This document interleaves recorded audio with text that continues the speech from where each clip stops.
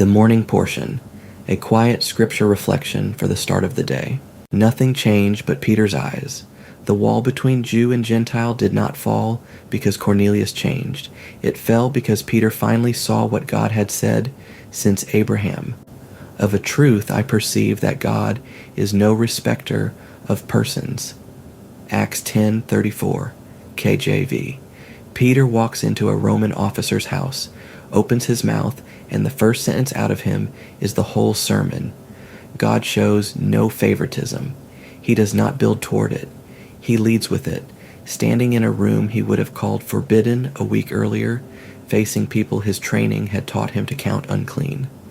The wall between Jew and Gentile did not fall because the Gentiles cleaned themselves up. Cornelius passed no test. Nothing about him changed between the angel's visit and Peter's sermon. Peter did.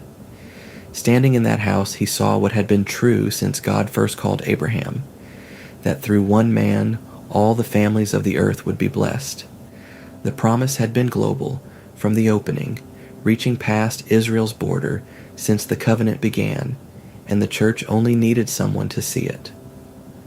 The favoritism did not stay in the first century. The wall Peter walked through is still standing. It shows up as a preference for the people who vote like us and worship like us. We rank the room before God has said a word to us about anyone in it. Peter ranked Cornelius for years, and then one vision and one sermon later, the ranking fell apart because he came to agree with what God had been saying the whole time. God pours out his Spirit on hunger.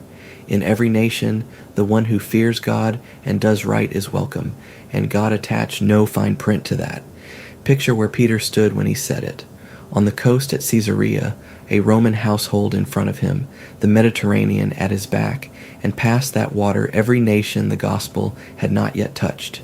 He was facing the old enemy with his heels to the whole waiting world. This has been the morning portion. Carry the word with you today, and we'll meet here again tomorrow.